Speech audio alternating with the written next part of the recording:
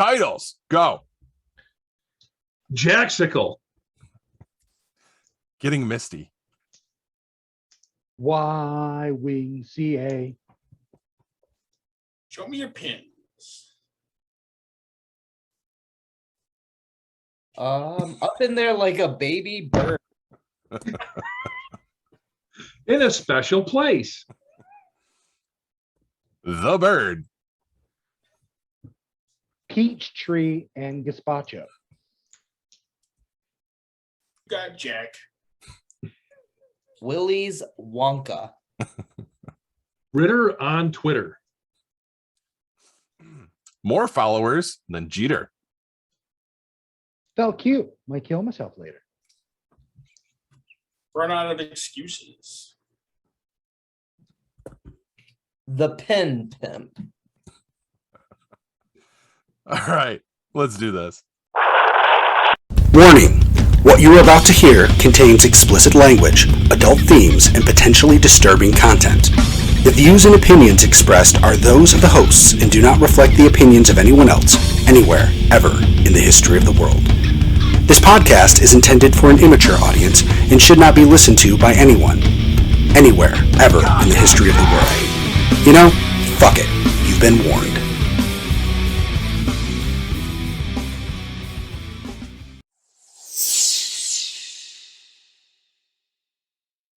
Hello, welcome to this week's edition of Geek Pod. I'm your host, Paul. I'm Hugh. Corbs. I'm Kevin, and I'm happy to be back. Word up, I'm Jack. Guys, what's got you geeked?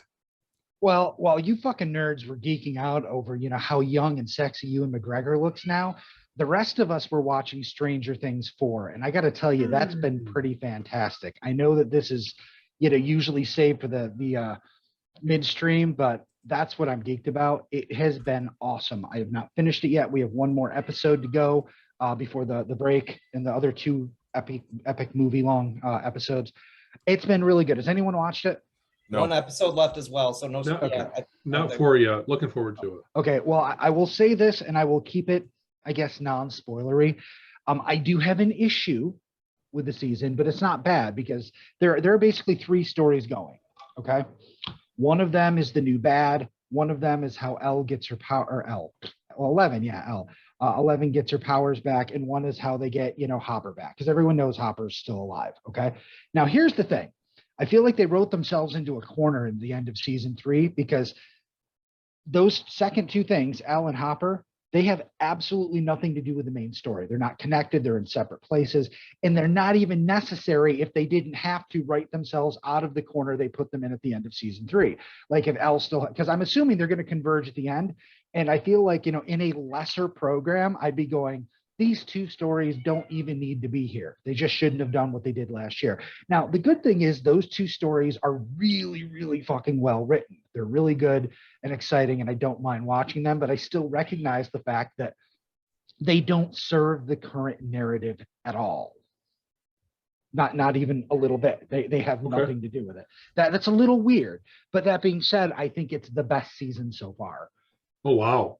Yeah, and I've not liked some of the earlier seasons, or I just wasn't like thrilled about them, but I love what they're doing with it overall. And even with those stories, like I said, they're done really well. I recognize that this is only necessary because what you did back here. If they had let Elle keep her powers and didn't have Hopper get taken away to Russia, they could have just moved on to season 4 and had those pieces in place. They're clearly trying to get those pieces back in place where they need to be, unless I'm wrong and somebody dies. Jeez. But that being said, yeah, fucking great. Oh, awesome. Nice. Yeah, spoiler free, like Hugh says. Like I like what they're doing for. He's deep in thought about it Jack's right gone. now. He's deep in thought. Jack, stop touching that. Get that boy an Ethernet cable. What else can we say about Jack while he's frozen? Looks like a Jaxicle. Well, probably shouldn't say that. Maybe he's jacking off. All right. Well, Hi, Jack. Pretty waves, Jack. hopefully Jack will come back. But we'll move on. I'll text him. All right, Corbs, what's got you geeked? So I got a couple. I got one that's got me geeked and one that's got me kind of down a little bit. So start with the one that's got me down. Bye, Jack. So the one that's got me down is Memorial Day. Went to my brother's for a cookout, and so it was rather warm that day. At about 90 degrees with some pretty good humidity. You guys know my brother recently had his kidney transplant. So we were outside hanging out. He can't be in the sun. He has to be in shade. He was under an umbrella. Kelly came, we put up her tent so he could sit in the tent and be in the shade. Everything seemed to be going fine. As I was getting ready to leave because my son was starting to get tired from the sun. So I was going to say, I'll just take him home. He's got some homework to do for school tomorrow. So we decided to leave. So I was taking the tent down with my son and my nephew and Kelly. And all of a sudden I hear from the kitchen was my sister-in-law calling off my brother. And apparently my brother passed out and fell on the floor. Now he landed on his ass and didn't hit his kidneys or anything like that. That's good. That's the positive. He didn't hit his head or anything like that, but became very concerned later on in the night or later on that day that they decided to take him to the emergency room. So they took him to the emergency room and found out that he was severely dehydrated, which isn't good for the new kidney either. So they put him in, they admitted him in the hospital. Everything back to the way it's supposed to be. They released him yesterday afternoon. So he's home finally. I haven't talked to him, so I don't know how well he's doing, but I know he was pissed that he had to stay at the hospital, but after talking to him and calming him down, he understood that was the best place for him to be. So that's the part that's kind of got me kind of down because, you know, this is something that we've all been hoping for, and he got it, and now we're having to deal with the consequences and whatnot with, you know, him taking all the medications he's on. He's on a strict medication regimen now. He's got to take medication pretty much pills pretty much all day long type of thing. So they just think that maybe he had taken too much of the Lasix, which is the water pill. It's supposed to have him in the bathroom. By doing that, it kind of drained him of his fluids and whatnot. So, but he's home. I'll probably talk to him tomorrow. Nice. So that'd be pretty nice. So the thing that's got me really stoked is I talked to my mom today, and she had surgery for cataracts last Tuesday. So it's been over a week. When she originally went in to the doctor just before her surgery, her eyesight was 2,400. So she was literally blind in one eye. So she went into the doctor's today, and they checked her eye again, and she is now 2,100. Nice. Oh. So she said when they asked her to read the chart the first time, you guys know the eye chart, got the real big ass letter at the top. She couldn't read that letter with her one eye. That's how bad her eye was. She told me today when I was talking to her that she was able to read 6 lines down. Nice. From the top all the way down. That's awesome.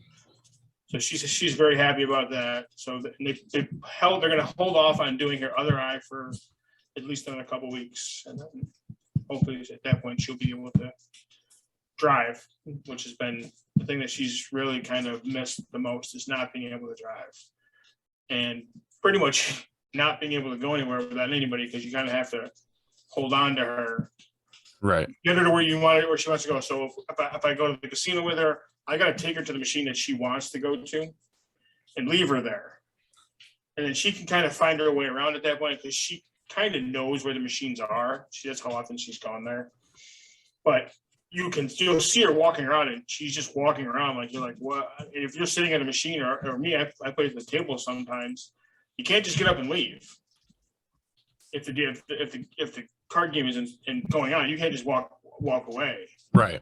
So then you got to try to wave her down and all that stuff. So now she'll be able to see people and stuff like that. So that's pretty cool. I'm very happy for her about that. She's been really looking forward to this. I mean, she was having some issues with her blood sugar. I mentioned it a couple of times when they were talking about doing the surgery before. So she's really happy that she's able to now see better with just the one eye for now. But it is a lot better than she has been. So I'm very happy for that. So. Nice. Very good. Yeah. That's good news. Yeah, it's cool. Great job, Corbs. That's really good news to hear. All right, Jack. We're gonna give you another shot. Hit it again, Am I buddy. frozen? Before your computer goes to shit. Yeah, no shit. As I was saying though, but back to what he was saying, it is a great season for sure. Even no spoilers, but they kicked it up a notch. The opening sequence, it's like an 80s type feel with the pixelated a little bit, but it's very well done. And you saw it in the trailer. Get ready for Robert Englund's part. That's all I'll say. You haven't got there yet, right? No, I did. Okay. I did. Oh, did you get to Robert Englund's part? Oh yeah. It was But you beautiful. said you only watched the first episode. No, he said he had one to go. Oh, Everyone okay. knows. I was expecting more. It was good, yeah, but I was expecting more from it. In fact, my wife afterwards, she's like, "That was Robert Englund." That was weird. Yes, but Kev will only get this reference. Kev, when you watch Stranger Things, wait till you see young Robert Englund. I want you to tell me who that actor is. That's all I'm going to say. Kev will know who it is. You guys probably won't. That's all I'll say. Do you want to say what's got me geeked, or do you want to Star Wars celebration? There's so much to talk about. Like I would literally take up 2 hours of your podcast, but I'll just start with the there's just so much stuff. Like what I went to Celebration for, as you guys know, I sent you guys the pictures. We'll start with that segment because there's just so much to talk about. But meeting Anthony Daniels, Carl Weathers, and Hugh McGregor. We'll start there. You have to wait in line, of course, for the pictures. Not gonna lie, we'll go in order from least to best. Anthony Daniels was, no offense, Anthony Daniels, watch the podcast. You're cool, but you're a dick. Really? Yeah. So like, literally, you go behind the curtain, you get the picture, and then you move on and all that stuff. So as you guys saw in the pictures, Paul, I give you permission to post them on the website if you want. Like literally, my buddy was on a side, then it's the celebrity, then it's my buddy. For this, Anthony Daniels is like this the whole time. He's nudging me in the stomach, and literally I was like, okay, next. I'm like, I didn't get to say anything. So it literally was Anthony Daniels poses and then he's done. Yes, the guy is 72, 73. He's up there in age and he's not a spring chicken anymore. I did get to see the panel, IMC3PO. That was awesome. That was really cool to see. But I'm not gonna lie, he was just, yes, he's getting older, like Paul said. Like he's like, fuck, he's getting old. So yes, he's getting old, so that's fine. Number 2, Ewan McGregor. Ewan McGregor was phenomenal to me. Yes, it was a $300 picture, split 150 a piece. But he put his arm around me. You can see I got all up in there like baby bird, but I just nestled right in there. My friend literally like he had his arm out to him, and Ewan McGregor was trying to hold him, and my friend literally was like in left field. Ewan McGregor, like he was the nicest guy. I was like, I really appreciate your work. He smiles and winks at you. We were talking for a couple minutes. He asked me why I'm a Star Wars fan. I was just like, just the family aspect of it. He's like, I really appreciate it. Thanks for coming out. Yes, he's paid to say it, but I don't know if he's a dick offset, but he was the nicest guy I've ever met. So he was really, really cool to meet. He's paid to not talk to you, actually. Yeah, what he's paid for is to move you in and out as quickly as possible. I was like, I love you as Obi-Wan Kenobi, but my personal favorite is Big Fish, and he's like, that's one of my favorite movies too. I doubt he's just probably humoring me. I don't give a shit. But I felt literally, Kev can attest to this. We walked 30 plus miles in 4 days. After getting the picture with Ewan McGregor, I was like a little girl, like, but I was like, oh my God. But like, I was so geeking out hardcore. But the best picture, Carl fucking Weathers, Apollo Creed, Predator. Like, he was the coolest guy you meet. Like, I'm wearing my Eagles hat all convention. And I was like, Apollo Creed in the flesh. And he's like, oh, I'm flattered. And then my friend was like, oh, you look fly. And Carl was like, I look good for you guys. And Carl literally was like, come on, guys, get in. Let's take a good picture right now. So like Carl Weathers was really cool to meet. We got to talk to him for a couple minutes. We talked about his directing. We talked about like what he was doing at the convention, because Corbs knows this, because Carl Weathers is a fucking football player. He is an awesome guy. He's not a Star Wars fanboy though. He now is.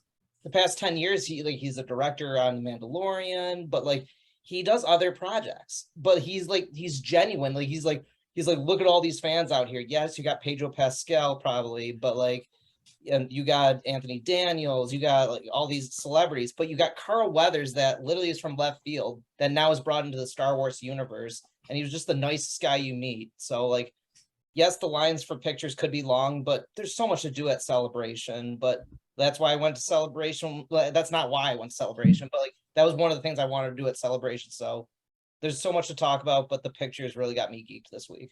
Awesome. Cav, are you going to continue the theme? I'll tell you one story.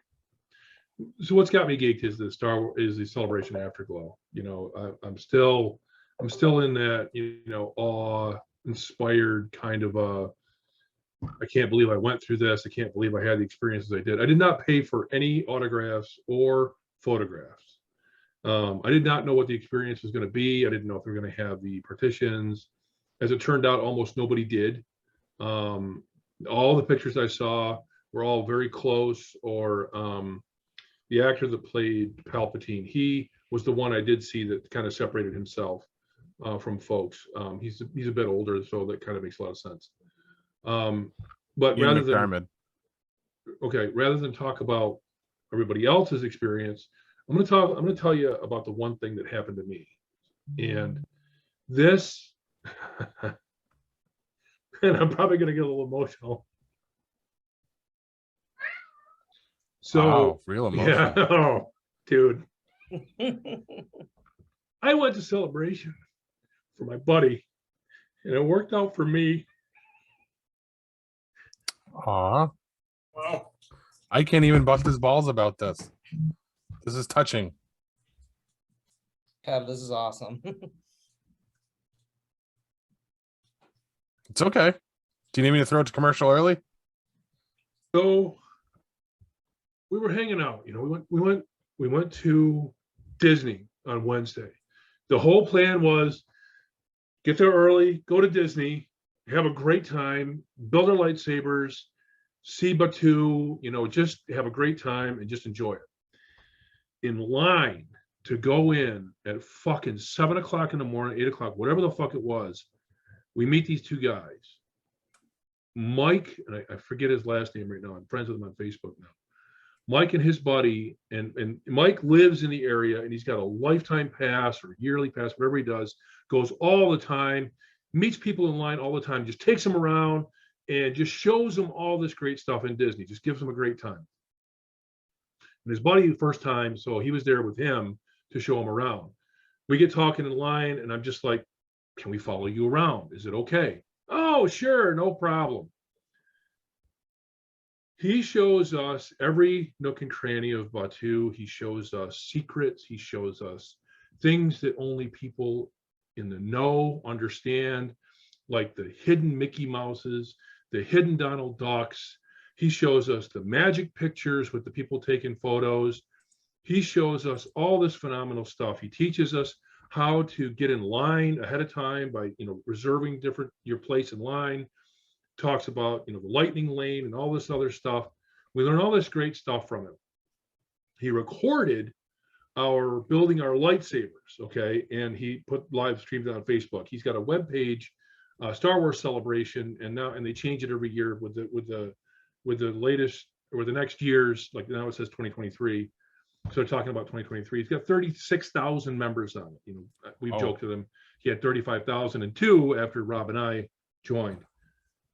While we're with them, he's like, "Oh, you guys, you're coming to the party, right?" We're like, "What party?" He goes, "Well, if you're on the webpage, you see there's a party tonight at Big's Bar, Cantina, whatever it is, in Fullerton or wherever the hell it was. Didn't care. It was 7 or so miles away from where we were staying."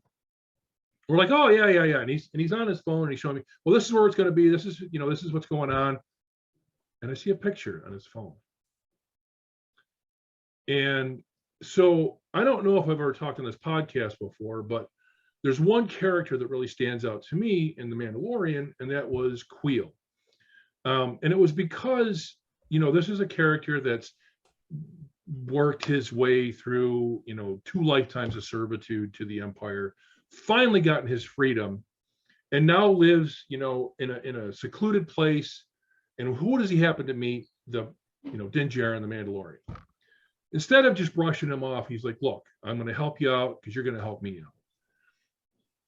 To me, in season 1, all the way through season 1 and season 2, Kuiil represents a major turning point in Din Djarin's attitude and outlook on life, because of what he did for him and how selfless he was throughout the entire lifespan that we saw of, you know, this Ugnaught. Otherwise, a very unremarkable character that, you know, could have passed through and most people probably didn't even give a shit about. But it meant a lot to me. So then I find out that Misty Rosas is the actress that that did the live action acting for Kuiil, and she also did it for the Frog Lady. So Kathy, my wife, got me a picture not a year or so ago for Christmas, for my birthday. I really should know which one it was, and it was a picture of Kuiil that Misty Rosas had signed. So I have that in the other room. Really great. I took a picture of it, posted it on Instagram. Misty replied to me. You know, I tagged her in the whatever, and she replied. Just a phenomenal woman. She replies to everybody. She's just very, very nice. Kathy replied to her, and I think Misty liked her comment or whatever. Like Kathy just said, thank you very much for replying to him. Made his day. And it really did. It really made my day. So now I know who this actress is. I also have a little taste of how nice she is. So now I'm like, okay, she's cool. She's great. Think you probably can guess what I saw on Mike's phone. It's a picture of Misty Rosas going to be at that party Wednesday night. Rob and I go to the party, and that's exactly why we were not on the podcast last Wednesday, because we were at that party. I literally sat 8 feet away from her. Have a video of her doing karaoke. She walked by to go to the bathroom. She walks back. Rob stops her. Hey, can you take a picture of my buddy? He's a big fan. She stops, puts her arm around me to get a nice picture. I get a chance to go over and talk to her later on. I'm like, hey, this is great. You know, nice to meet you. I just think your portrayal was fantastic. I like the character. Meant a lot to me. You know, she's thank you, you know, smiling, very happy, just happy to be there. So that was just a small taste. I mean, to me, that was just phenomenally huge, just mind-blowingly huge, because I just never would have expected anything like that. There's a little bit more to this. And I'll feed you just the front end of this. So we got into, let's see, was it Wednesday night? Yeah, it was Wednesday night before we went to the party.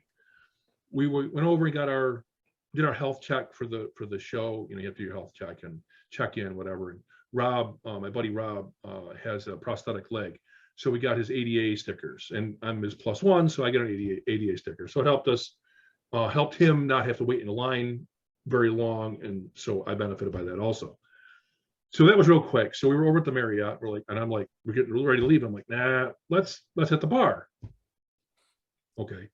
So we're drinking, whatever, and we meet this couple. Oh my God, the most amazing people. And this is the theme for the entire celebration.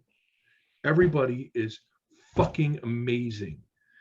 This couple, both members of the 501st, and if you don't know who the 501st are, they're cosplay actors that are typically dressed as stormtroopers, but they include a lot of other things now. They're, you know, Darth Vader, and there's Darth Sidious. There's all the different kinds of troopers. There's TIE fighter pilots, and shore troopers. There's everything you can think of. So we meet these two, and you know, we start talking to them, and I tell them about today's story, and you know, how great I feel about that, and how we're going to meet her and whatever. Or I want to meet her. You know, I want to meet her. At that point, I haven't met her yet, and I thought it'd be really great. And I tell them all. Probably got a little emotional. And the wife, Giselle, was like, wow, I really hope you meet her. And, they were just so nice. They were just open and friendly. And, we're going to be doing this and that, stop by our booth and whatever. And, see us. I ended up seeing those guys a couple times. I saw her again after the party. I got a chance to tell her that I saw Misty. She was so happy for me. She was just like over the moon happy. So I didn't pay for any photographs. I didn't pay for any autographs, but I got to meet someone that I really think a lot about. And that was Celebration to me. That's awesome. I think that's what's got you geeked. He wins that award this season. Oh, I mean, yeah. Yeah. And hey, look, now I'm not the only one that's cried on the podcast. So. That's right. That's an elite club. Yeah. But this is the first time we've seen it on video. You had to describe it for the audience back then. So mine's real quick. What's got me geeked is the fact that GeekPod is doing our first live appearance at a con this weekend, Sunday the 5th. At least Jack and I will be, I can't speak for everybody, at the Syracuse CNY Comic and Toy Fan Con Best Ever One Day Show. One day show. It's Ramada by Wyndham, formerly the Holiday Inn Electronics Parkway. 11 to 5 on Sunday. We will be there till 4 o'clock. We have prior engagements. Admission $5 a person, or a total of $15 if it's your whole family. Vendors, guests, and fun.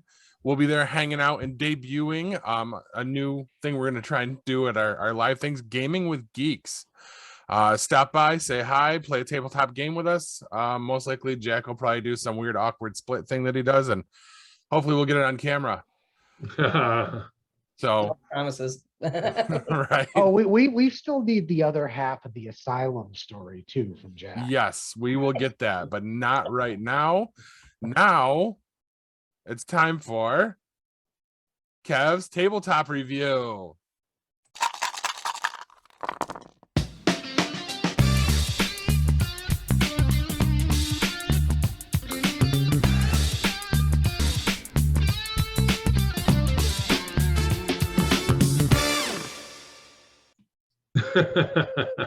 Pretty funny stuff. Okay, so this week's is going to be a little bit different. As you can imagine, it's probably going to be celebration related. As a matter of fact, it is. So I mentioned earlier that my buddy and I went and built our own lightsabers. So yeah, okay, those are toys or collectibles or whatever you want to call them. But there's something else that goes along with the lightsabers that you could actually call kind of a game. When you get done with your lightsabers, or if you want to buy a legacy saber, you go over to Doc Ondor's or Andor? Ondars, I believe. Ondars? Okay. So you go over next door and a little store and you walk in and they have more lightsabers. They have the, like my buddy Rob wanted the Cal Kestis lightsaber, and it's frequently out of stock. They had it in stock. He knew it was in stock. And so he went, before he even built his own lightsaber, he went and bought a Cal Kestis lightsaber. So he had it, no questions asked, good to go. Did not buy two of them because that's the one that you can actually buy two of them, take the end caps off, and there's a connector and you can actually connect them together, because apparently his master had a double-ended lightsaber, but it got cut in half, part of the story, whatever. That's how Cal ends up with it. So they had a saber in there that I wanted also. Actually, they didn't have the exact one I wanted, but they had one that I ended up buying. But after we built our lightsabers, I went back to Doc Ondor's and I played a game. Now, I mentioned this game to Paul earlier today. Mm-hmm. I don't think he's going to mind if I actually play the game here with you all. Oh, nice. So I'm going to show you something, and then I'm going to tell you what it is. So what this is a red Kyber crystal. Well, it might be a red Kyber crystal. What this is a it was a translucent shell originally, but they have since made it so that you cannot see any light through it. The game that is involved with this is that you get handed a bowl full of these, and you pick the one or the multiples that you want, trying to get a dark crystal or a black crystal. Most of these, in fact, 99 out of 100 of these contain a red crystal. And I opened this one, and I'll show you how it works. Oops, don't want to lose that top. Sure enough, I open it up, and inside of it is a red Kyber crystal. Now, Kyber crystals are those things that Jedi go in search of when it's time for them to build their lightsabers. It helps them focus their power, and it creates the blade of the lightsaber after they build it. This goes inside the saber.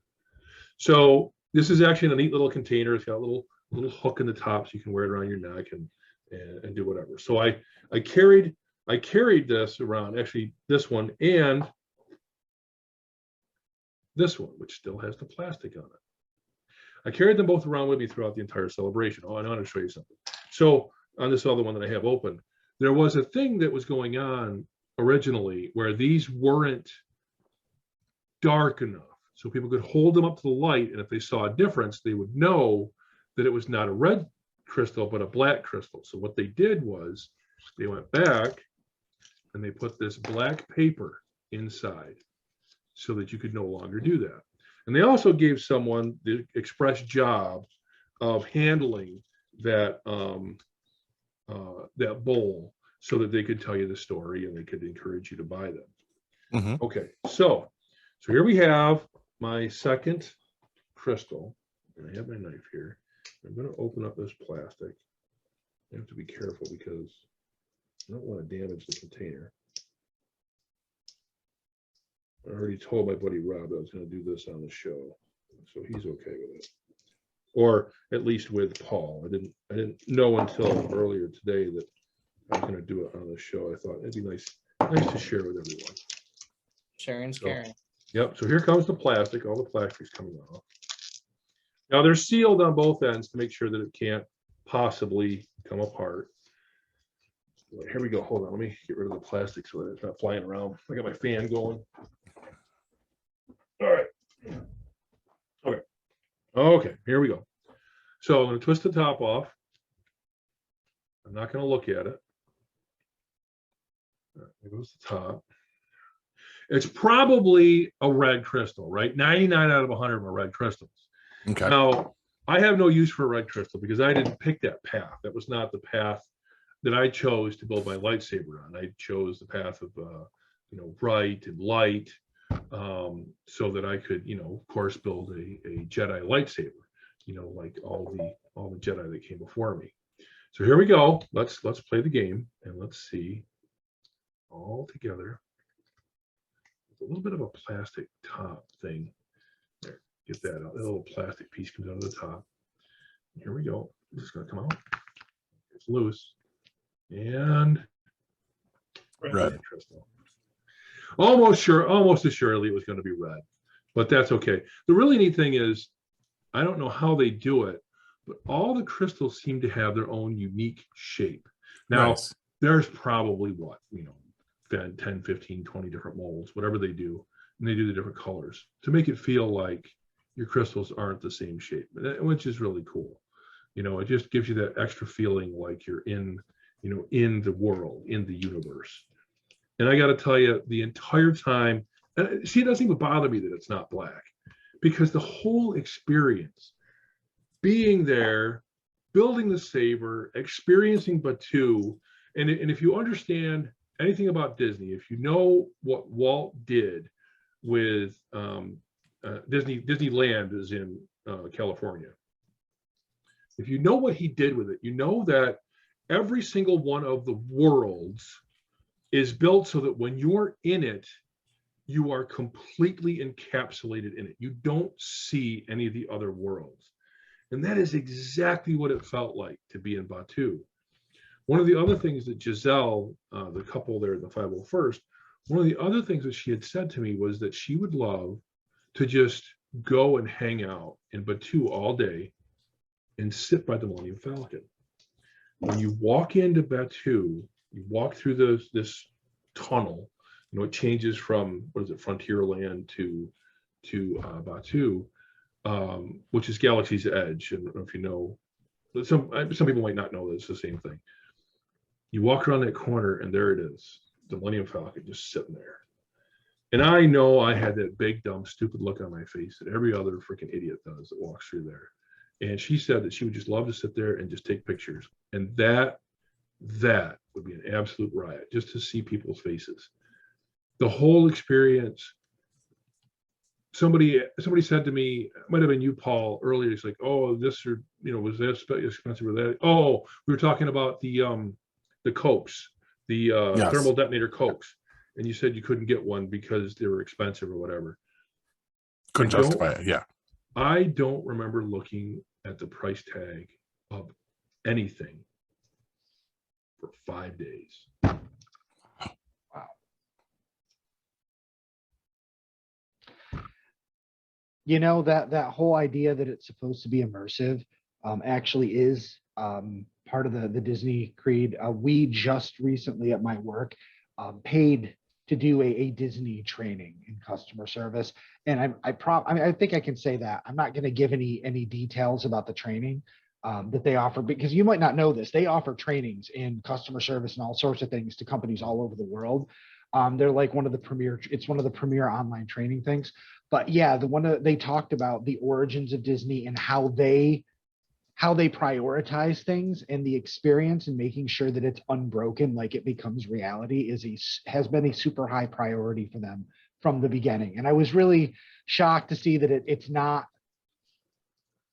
like you would expect, like a Six Flags or whatever. Their priority is, money and making sure people don't die and shit like that. But on their priority list, I mean, obviously, health and safety is first, experience is second. And they have a list of like 5 different things. Like when they run into an issue, they judge it based on this 5-thing rubric to decide what to do. And I was like, wow, they're always looking to make sure the experience isn't broken. Nice. And I believe it just from my observations when we were down there. You feel it. Yeah. I mean, you really do. Like I said, I went to hang out with my buddy and to make sure he didn't have to go alone. I like the idea. I've always liked Star Wars. I've always been a fan. Never missed a movie or a show, a show or series or story or whatever. I'm a little lax on reading the books. That's why. I would also suggest, if you're not reading the books, I'm not going to say go read all the books. Read the book about Batuu. Mm-hmm. Because it'll give you a lot of insight about that part of the story and how it fits into the rest of the universe. If you're going to go and you're going to immerse yourself, you might as well pick up on that. And I'm sorry I didn't, but I'm definitely going to. And it was just the greatest experience. It was amazing, and I didn't forget where I was, but for a few minutes I got to feel like I was in a story that I've been a part of since I was 8 years old. Those 4 days, and Kev can relate, like it just went by so fast. You're in line at 7 a.m. and then you get back to your hotel, probably it closes at like 7, but like you get back at 9, 10 o'clock at night. But those 4 days just flew by. Like you're there with fans just like you, and you're just having a blast and all that.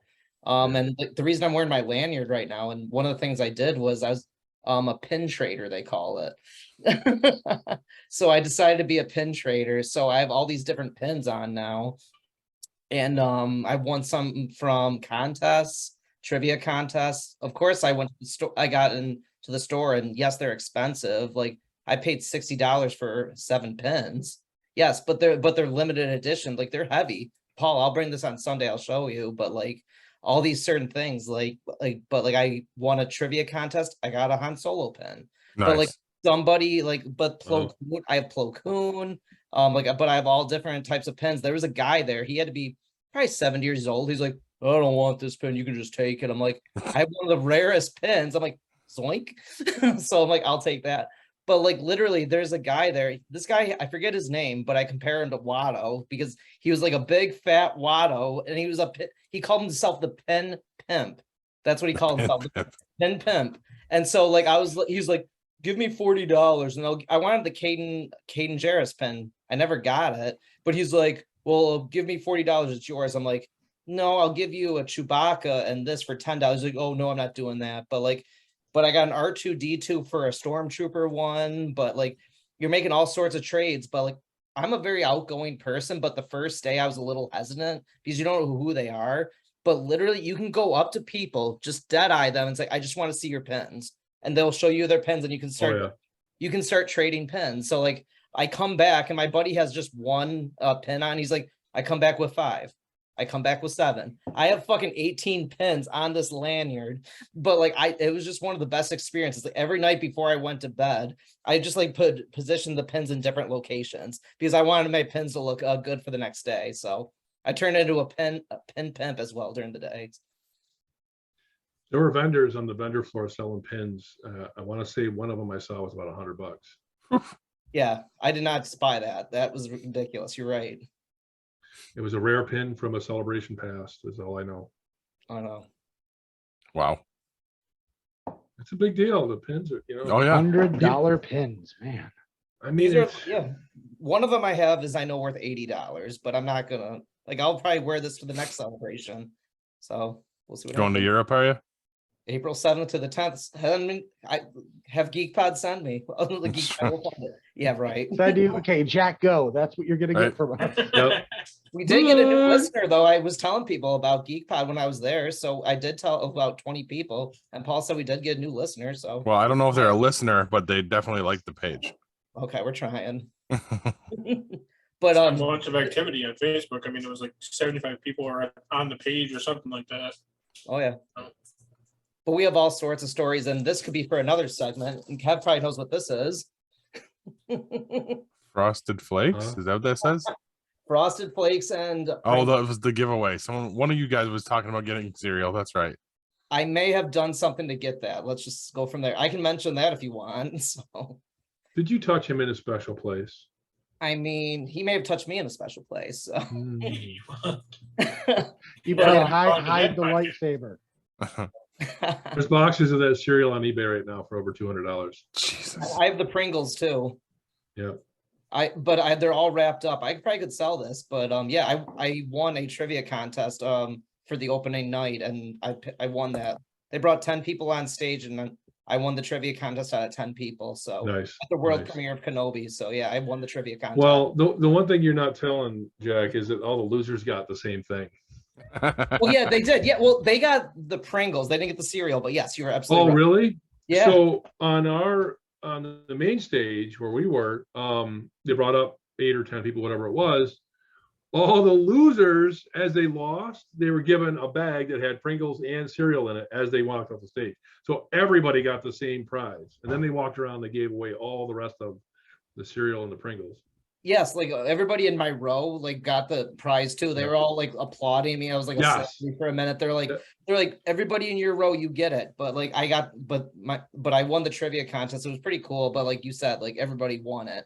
But just seeing Kenobi that 2-night premiere, so like that was pretty impressive. And we didn't have to go back to our hotel. So what they said was the Pringles, that's it. What was there that night, that's it. There will never be any more. They did not say that about the cereal though. So I don't know what's going on with that. Now, I don't know if you guys probably haven't seen it. I don't know if Jack's box would show this very well, but on the box, there's a light side and a dark side. And they're actually described the cereal differently. So what we don't know, and I'm certainly not willing to find out, is if there's 2 different bags of cereal inside the box. I'm not sure. I'll send a picture to our group and show you guys, but it's impressive though. Like, yeah, but like you said, everybody won that, but like I didn't on the celebration stage, but on the Galaxy stage and Twin Sun stage, I went up on both stages. I did a dance contest in one of them. So it was so like, but like they want hype people. And so as you know, guys, I'm not the shyest person. So they bring people on stage. So for this one, it was on the Galaxy stage. So the first night I won a trivia contest to win this. So this time I actually won a dance contest. And literally, there's Hound Dog, there's all these all cool songs, but like rock songs. But what does Jack get? He gets Let It Go from Frozen. So literally, the guy next to me is wearing Obi-Wan Kenobi. I was like, can I wear your cloak? And he lets me wear his cloak. And I look at the guy next to me, he's the other guy, he's Luke Skywalker from Return of the Jedi. So I literally look at him, I was like, sir, can I borrow your lightsaber? He let me borrow his lightsaber. So like literally, I'm improvising all this. So I was like, I get on one knee, he knights me. So, and then I literally get up on stage. I make my feet go fast. I do this foot fire thing. I don't know if I showed you guys, but then I just start twirling the lightsaber. I'm like, let it go. And I'm like twirling it in the air. I'm like, let it go. But it was just so funny though. So, but like, I don't get embarrassed. So like, I was just like, you know what? Fuck it. But you think you would win more Pringles and cereal? You win a fucking sticker. I got nothing. But the girl that was hosting, oh my God. Did you see her, Kev, on Galaxy stage? That blonde? She was gorgeous. No, I never did make it to the Galaxy stage. But yeah, like but like not on Celebration stage, but like I went to Celebration stage for other things. That's another thing. But like Galaxy and Twin Suns, I did win a trivia contest. So, but actually I lied a little bit for the trivia contest because they said mention TV shows. And I said, Obi-Wan Kenobi shorts. And everyone's like, yeah, that's right. I'm like, no, it's not. But okay, it works. But if you didn't know it, they would scream Nerf herder for people. But it was kind of fun though. Yeah. Nice. Sounds like you had a blast. Oh, absolutely. I have definitely more, but yeah, that was definitely a lot of fun. Like going on stage, rejuvenating. I've only been out to Los Angeles 3 times, and I've been on 3 different stages in public. So, and those Galaxy and Twin Sun stage probably had like 500 people in them, and Jack did not get embarrassed. Outstanding. Good for you. Did you I get don't know low if I when the could've whistle done it. blows, Jack? What's up? No, you can say it. Go I ahead. said, did you get low when the whistle blows? Yeah, I like that for a title. Low when the whistle blows. No, I didn't. Well, I could have been worse. I mean, you got Let It Go. You could have gotten Y Wing CA. Yeah, no, but like I literally, as soon as Let It Go happens, I was like, fucking A, why do I get this one? Like I wanted like something like literally the guy that had the green lightsaber, I asked him when I was using it, I was like, thank you for letting me use your lightsaber. He's like, yeah, I paid $1,000 for it. I'm like, holy fuck, why am I wielding it then? I don't want to break it. Wow. Holy fuck. This guy literally, he looked like Luke Skywalker from Return of the Jedi, but like I had I'm wearing like this outfit, jeans and a Star Wars t-shirt and a hat. But like I'm wearing an Obi-Wan Kenobi cloak, throw that off. And then I would start with the green lightsaber when I'm getting knighted. And like the girl on stage, she's like, oh, we got a professional. I'm like, no, you don't. You got Jack. You know, I just looked it up. I can't believe that hasn't been done. We need to do that. What? Y Wing CA with lightsabers and everything in costume. That has to be done. Yeah. But yeah, so many things though. But yeah, like collecting these pens, going to those stages, but that was great.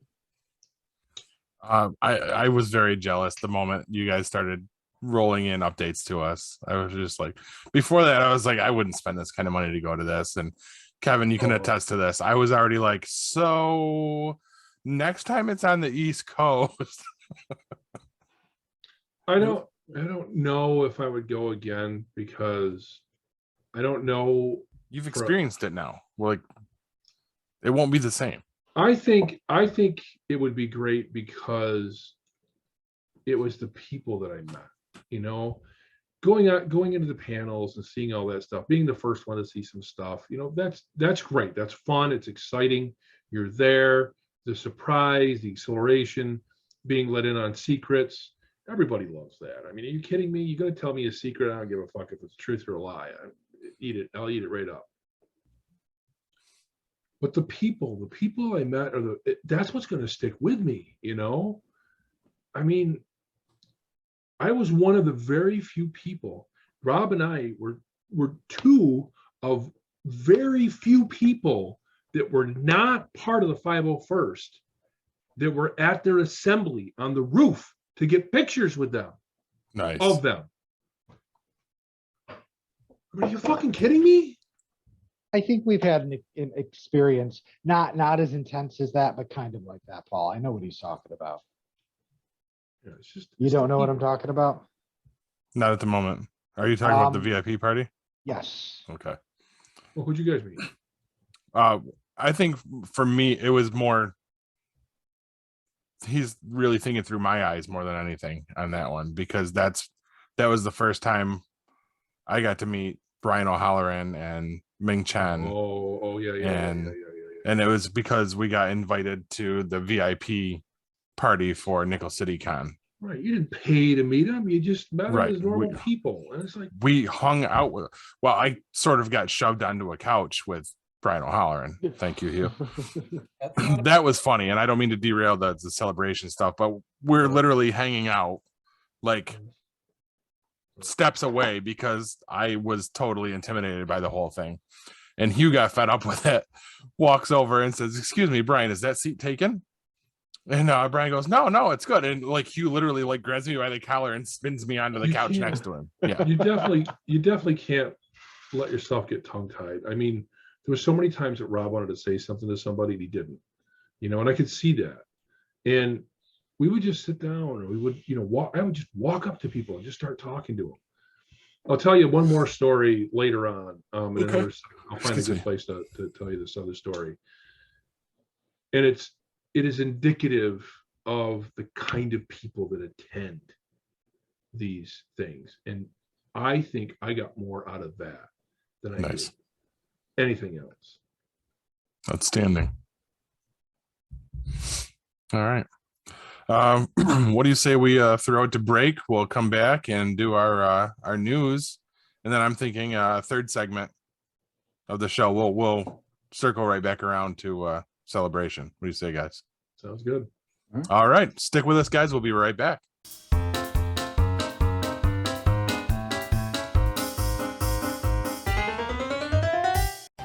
The 4th annual Sci-Fi Horror Fest is coming with an all-new location, new guests, and all the same fun, charm, and camaraderie that you've come to know and love. Sci-Fi Horror Fest has a new home for 2022 at the Vernon Downs Casino and Hotel in Vernon, New York. Sci-Fi Horror Fest will be held on August 26th and 27th. Sci-Fi Horror Fest is a family-friendly event featuring fun activities, vendors, and a media area with an eclectic group of podcast personalities. Exciting celebrity guest appearances will be announced soon. For more information and to purchase tickets, go to www.sci-fi-horrorfest.com. Sci-Fi Horror Fest is currently looking for volunteers. This is your chance to be a part of the fun. Please note, details of the event are subject to change due to any lasting issues due to COVID-19.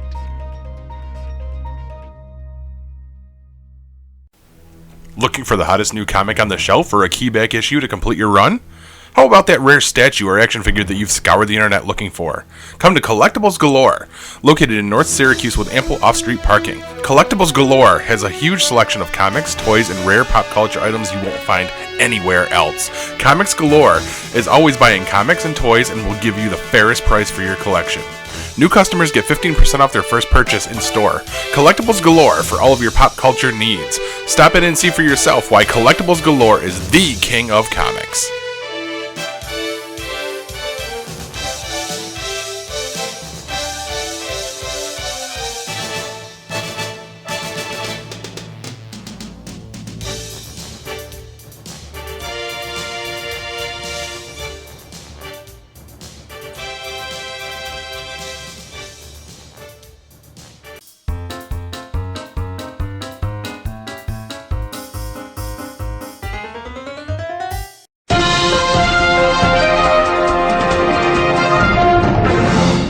Now, before you no-show a fan event, then book a plane ticket out of Vegas to make it look like you aren't showing up to a contractually obligated pay-per-view event because you aren't happy with the contract you signed, because telling your potential new boss you're willing to no-show if you aren't catered to is the best way to get ahead in life, and we all know that. Here's the news. First up, brought to you by Moron Star Farms. QAnon friend and living garbage pail kid Marjorie Taylor Greene has been making some very strange claims online this week. She began by railing against government surveillance. She said they want to know if you're eating a cheeseburger, which is very bad because Bill Gates wants you to eat his fake meat, which grows in a peach tree dish, Greene said. So you'll probably get a little zap inside your body that's saying, no, don't eat a real cheeseburger. You need to eat the fake burger, the fake meat from Bill Gates. They probably also want to know when you go to the bathroom and if your bowel movements are on time or consistent. It didn't even need to embellish there. That was the actual quote. people actually voted to reinstate this woman a week ago. A week. This is not an outlier. We are all doomed. She followed that up later in the week with comments on gender. She said, just generation. Probably in 4 or 5 generations, no one will be straight anymore. Everyone will be either gay or trans or non-conforming or whatever the list of 50 or 60 different options there are. Grammar aside, the government's shady. I get it. I really do. But fake meat hurts the meat industry. Green energy hurts the oil industry. And if our government is anything, it is in a disgusting three-way with both of those industries. The oil industry is getting sloppy ahead while the meat industry packs America from behind. If anything, they play at these hot-button topics to pander to left-leaning voters with no intent to actually change anything. They don't care about your poop. And they really don't care about LGBTQ plus issues, as progressive people tend to be pro-electric cars and fake meat. All they care about is looking like they care so they can get voted back in to maintain the status quo. But holy shit, if I made that statement, I'd be in CPAP already. Maybe she needs a few zaps or a lobotomy. Next up, oh, slaughter. Winnie the Pooh, Blood and Honey is an upcoming indie horror film that mixes up the 100-acre wood with the House of 1,000 Corpses. The premise is Christopher Robin has gone off to college and left Pooh and Piglet to fend for themselves. With no one to feed them, they go feral and begin killing and eating whatever comes their way, including, apparently, Eeyore. How is this possible? Winnie the Pooh has now entered public domain, so anyone can use the characters. Not the entire Pooh cast is available, as some of them, like Tigger, are still under copyright. While Blood and Honey is a fantastic use of a public domain character, this does open the door to Winnie That Blew, the porn parody. That is not a must-see like Blood and Honey, but even if it's awful, I can't wait. And finally, Gotham 90210. I feel like I've used that one before. The CW have released the first trailer for their upcoming coming of age Batman show, Gotham Knights. While this could be an amazing show about how the other heroes in Gotham come together after Batman's death to protect the city, this is not that show. This is a show about how Batman's son, not Damian, and the kids of some of his enemies are framed for his murder and have to go on the run from the police to try and clear their names. This is the kind of show that gets created when someone who knows nothing about a property tries to pitch a show. The trailer looks like your typical CW fare and very well could be entertaining in its own right. Casting Supernatural's Misha Collins as Harvey Dent looks to be the only good decision made here. While I will watch this, I don't have high hopes. Based on the trailer, this makes Grant Morrison look like Shakespeare writing Batman. This looks as if it was written by the ad executive for One Tree Hill. And that's the news, kids. I've got nothing else for you. Been a rough day. You want wisdom? Ask for extra fortune cookies. You want jokes? Google Marjorie Taylor Greene and Gazpacho. No joke. No kidding. I can't hold your hand through this minefield of stupidity we live in. You need to learn to recognize the dumb and make fun of it yourself. As the saying goes, give a man a fish, you feed him once. But teach him to call out fucktards and dipshits with offbeat humor, and he can start a podcast. Paul? In other news, the Twitter logo is named Larry the Bird. Back to you, Corbs. All right. So we're gonna try something new this week, I guess. No movie review because, well, I don't feel like it. What did he say? Yes, Don't wanna. I don't want to do it anymore. He's on strike. I don't like movies anymore. He gave him up. You're playing outside, bro. Wait, I am. not even porn? I can't give up porn. Oh, all right. Yeah, but who watches a whole porn movie anyway? That's true. That's tough. That's true. Who can sit through 2 hours of straight sex? I have to know what happened. Hey, So some of the old ones actually had storylines. Well, like yeah, Debbie- Watch Debbie the does storyline, Dallas. though, honestly. Never mind. Never Yeah, mind. and come on. hedges that needed trimming. That's not sexy anymore. Are we talking about like Debbie Does Dallas or something like that? I don't know. I don't even know what I'm talking about. Go You ahead. think you do it? You're trying to get us Sure you stuff. don't. Willy's Wonka. Shavings Private Ryan. Oh. Forrest So what Gump. are you doing? Yeah.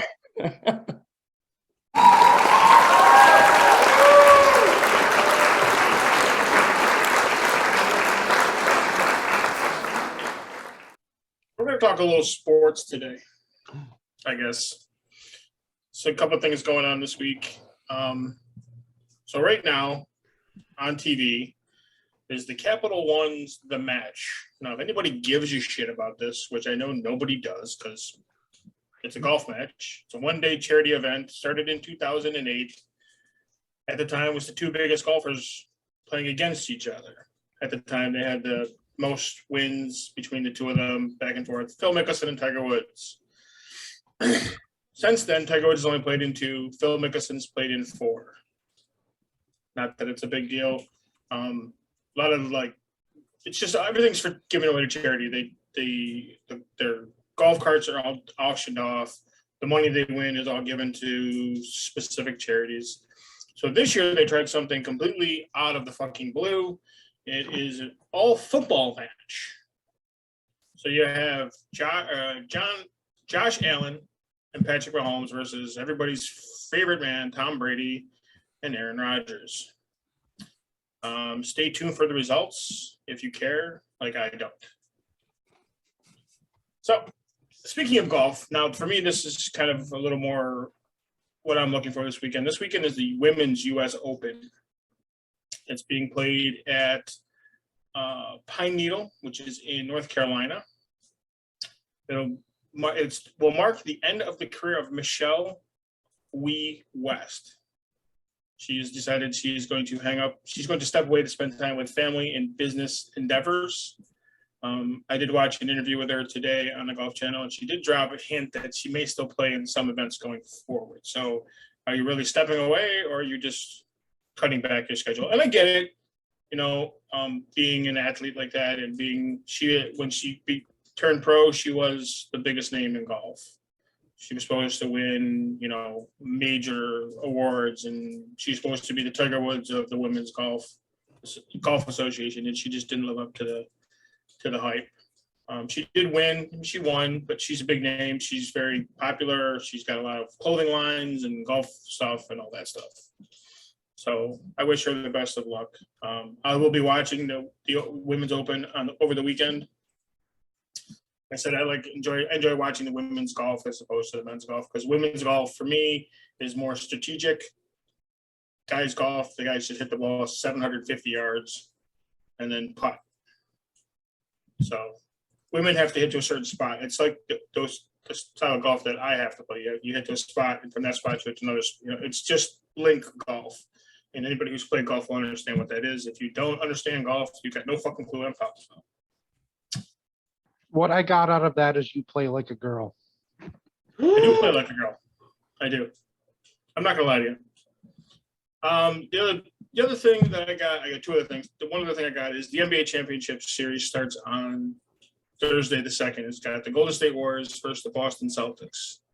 Celtics own the most NBA titles in franchise history with 17.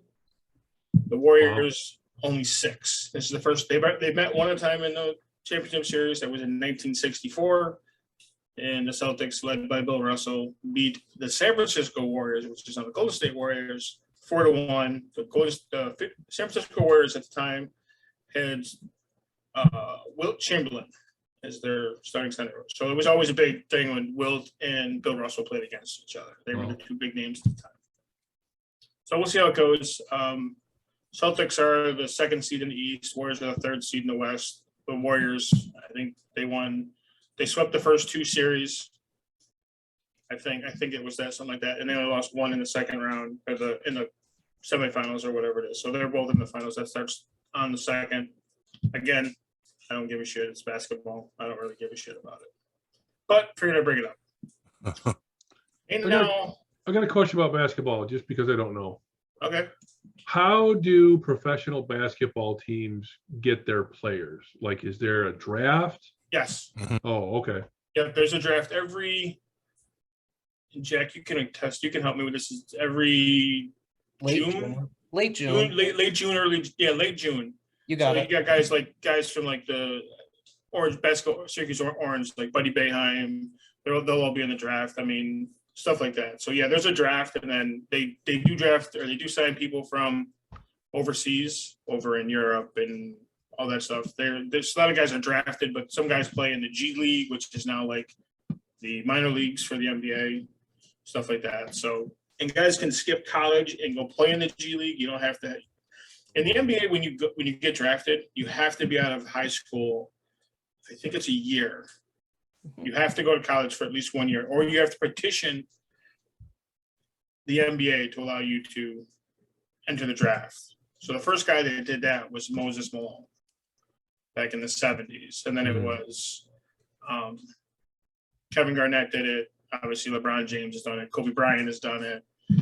It's become more common for it to happen now, but a lot of guys, instead of going to college, because they can't either A, they can't afford it, or B, they're just too fucking stupid to go, or go to the G League, or they'll go play overseas.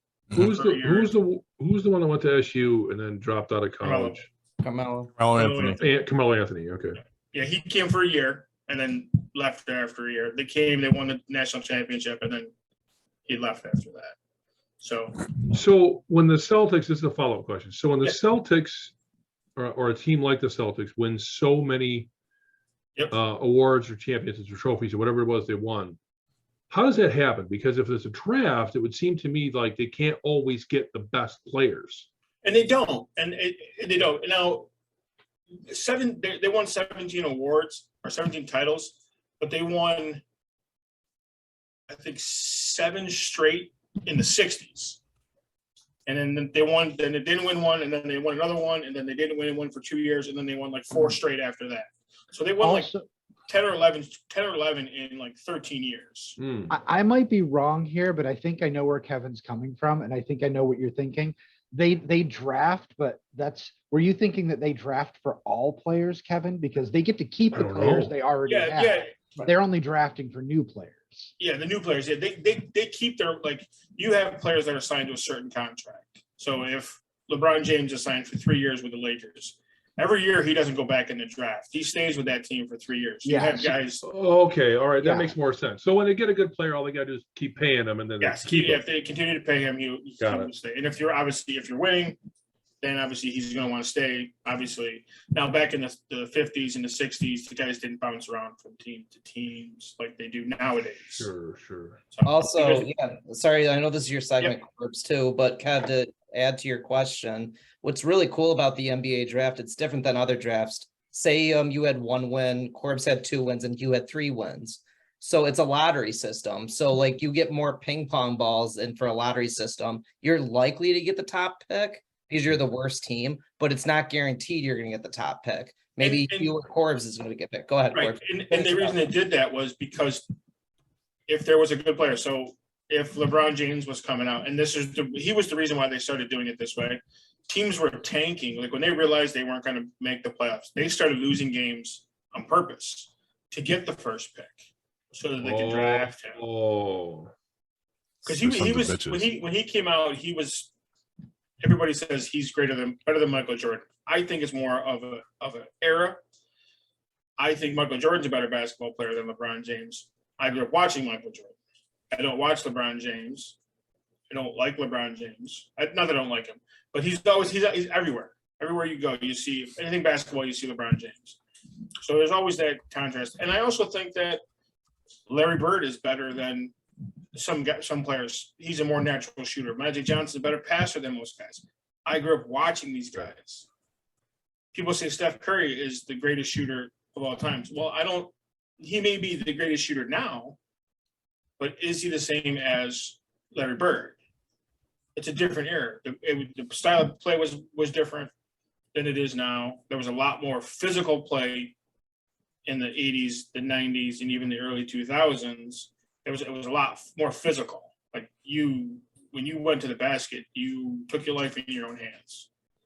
And Paul, I don't know if you watch basketball at all, anything about basketball. Jack, I know you watch a little bit, but you remember the Pistons of the 80s and 90s, the bad boys. The bad boys. Yes, we can definitely debate this, but yes, the bad boy Pistons. Keep going. That's you. Yeah, they had, and I watched the thing about it on ESPN. Actually, I watched The Last Dance, which is about the Bulls, but they were talking about the Pistons playing the Bulls, and they had a rule. Every time Michael Jordan went to the hole, 3 guys had to hit it. If he got the ball on the rim, the guys on the court had to come off the floor. So Wow. yeah, and it wasn't like you tapped him. I mean, you physically attacked him. Like Mhm. you were wrapping him around the neck, around the waist, around the leg. It didn't matter where it was. You made sure he didn't get a shot off. I'm surprised a lot more guys didn't get hurt. I'm surprised a lot more guys didn't have any career-ending injuries because of this. I mean, And believe it or not, who was that dream team coach? Corbs. it was Chuck Daly. Exactly. And I mean, you're talking. You had on the dream team. You had Bird, Magic, Michael Jordan, Charles Barkley, Isaiah Thomas. I mean, all these guys were on this team. I don't think maybe Isaiah wasn't on the team, but He wasn't. Yeah, but that's another time for another time. that's a whole nother. So, but yeah, so that's to answer Kev's question. Yeah, there is a draft, but you do keep the players that you have under contract. And you can trade players away if you want to and stuff like that. So You can trade them if under contract, but if the contract runs out, they're what? yeah, they're a free agent at that point, and they're Okay. able to sign wherever they want to sign. But it's kind of cool too, Kev. Say you're making $10 million and I'm only making $3 million, and my team is like 17 million over cap. I can't trade for you. So it's like you got to play out the money situation too. So there's a lot of Well, there's a limit on how much they can spend on players. Yep, there's a salary cap. There's a salary cap in every sport. There's a salary cap in football. There's a salary cap in baseball. Fine. Well, that's good. With baseball and football, if you go over the salary cap, you have to pay money back to the league. So what I was getting at was I was just wondering if a team could actually buy Championships. titles. Yep. It happens. They say some teams have. They have to mesh together, but like it's when the Pistons beat that Lakers team. That Lakers team was stacked. Right. That Pistons team was a better team, but keep going. Yeah, I mean it's a sport. It's about the team that's hottest at the time. I mean, any team can beat any team at any time. Don't get me wrong. So, but That's good though. That's what makes you want to watch it. Yes, exactly. Like this championship series, this basketball series should be a good series. It should be pretty even. They're two good teams. They're very evenly matched. So it would be interesting to watch, but I'm just not going to. But playoff sports in general, like I was watching hockey on Sunday. Playoff sports in general, they just kick it up another notch, though. It's just it's really good. Yeah. So all right, I got one last thing for this my sports talk, and it's something on the lighter side. Derek Jeter has finally joined Twitter, if you can believe that. Jeter's on Twitter. He was never on Twitter. I didn't know that. So he did it by answering a tweet from 2014. It was the year he retired from baseball. And the tweet that he answered was, Derek Jeter now has no excuses not to have a Twitter account. And all he simply put on was, to that response was, looks like I've officially run out of excuses. And he joined Twitter that way. He was doing it to promote a documentary that's coming out about him on ESPN called The Captain. So that was kind of the reason why he joined Twitter. He's only got I was watching something on MLB Network. He's got 4 followers, and one of them's his wife. So I'm sure that number is going to blow up now that he's always there. But right now, we can claim publicly we have more followers than Derek Jeter. That's true. You should put that on our Twitter. That's the title of the show. Probably by the end of this podcast, we blink, it's over 1 million followers. Blink again, it's like 3 million, and then. So that I was thinking about that as I was reading that article about him joining Twitter. It brings up an interesting question that I want to propose to the pod here. Who would you like to see that on Twitter from the past? So we're talking about anybody who's before Twitter. George Carlin. Oh my God! Yes. I just watched the HBO special on George Carlin. That was so good.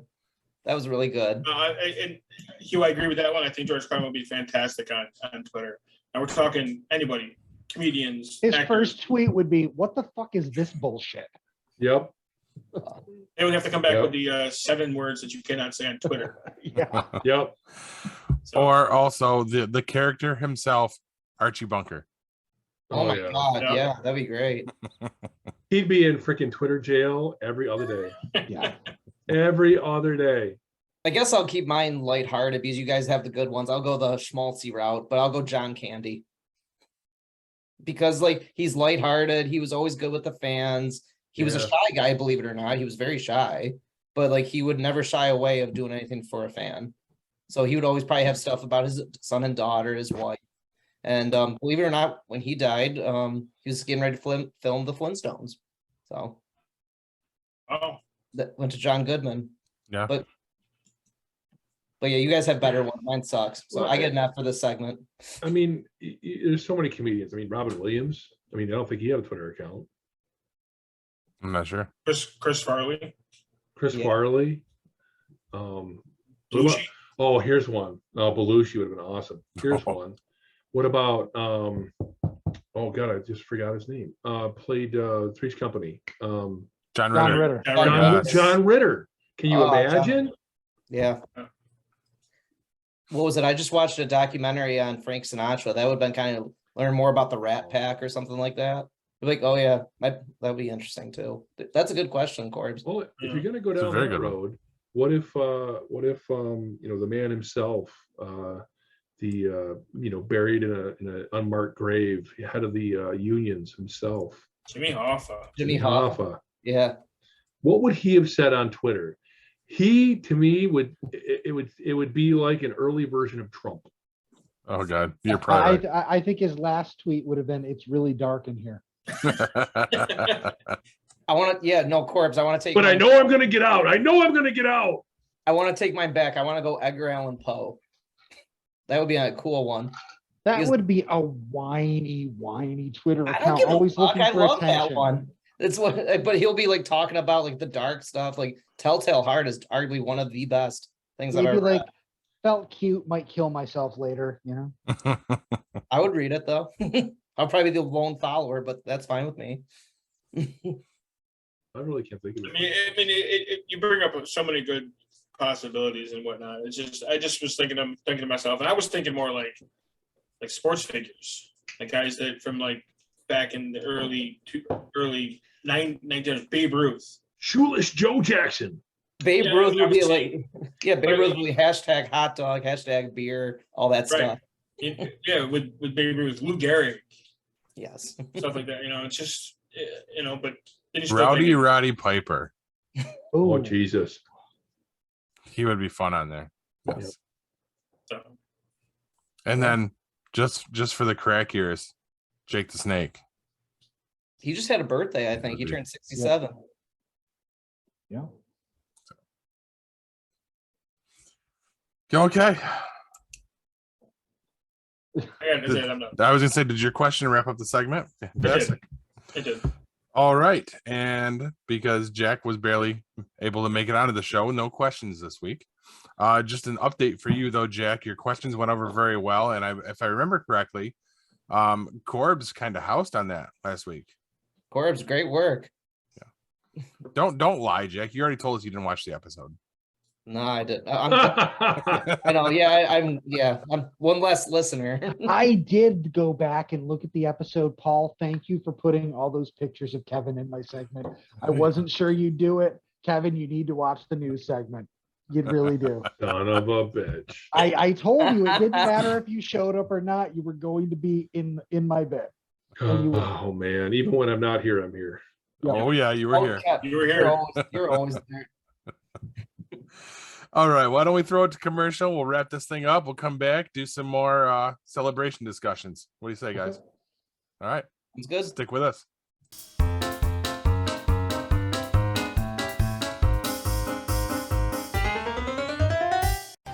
The 4th annual Sci-Fi Horror Fest is coming with an all-new location, new guests, and all the same fun, charm, and camaraderie that you've come to know and love. Sci-Fi Horror Fest has a new home for 2022 at the Vernon Downs Casino and Hotel in Vernon, New York.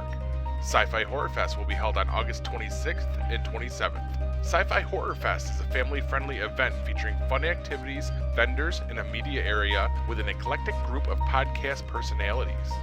Exciting celebrity guest appearances will be announced soon. For more information and to purchase tickets, go to www.sci-fi-horrorfest.com. Sci-Fi.com. Sci-Fi Horror Fest is currently looking for volunteers. This is your chance to be a part of the fun.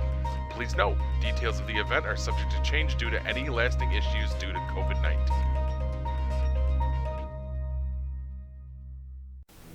Looking for the hottest new comic on the shelf or a keyback issue to complete your run? How about that rare statue or action figure that you've scoured the internet looking for? Come to Collectibles Galore, located in North Syracuse with ample off-street parking. Collectibles Galore has a huge selection of comics, toys, and rare pop culture items you won't find anywhere else. Comics Galore is always buying comics and toys and will give you the fairest price for your collection. New customers get 15% off their first purchase in store.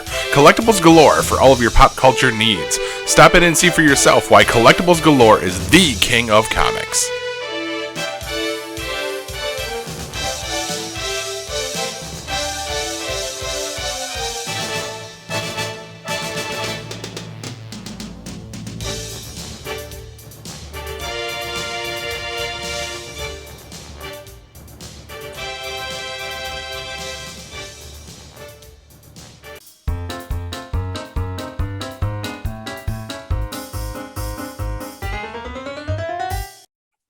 Celebration! Still geeking out over it. There's just so much to talk about with Celebration. Like, there was a Mandalorian panel. There was the opening where we got to see the Kenobi 2-night premiere. You got to see Clone Wars last 4 episodes on big screen. But there's just so much to talk about. But like one thing that really, it was a little side story. I've read some of the comic books, but I went to this panel. It was Dave Filoni was there all 4 days. So kudos to Dave Filoni. He was awesome. He is definitely a fanboy like us. So he's really taken a liking to it. And Kev, just give me a head nod if you did this. I went to a panel called Tales of the Jedi. And this was a panel that was really, really special. So this is coming out in fall 2022. There's a little backstory, and Dave Filoni is going to have 6 animated shorts. So they're going to be 6 animated short episodes, and he's going to focus on Ahsoka Tano. Of course, he's got to do that because that's his baby. And then he's going to focus on Count Dooku. So you're going to have Ahsoka Tano and Count Dooku, and you're going to see. We were very fortunate enough to see the first episode, believe it or not. So he showed us that.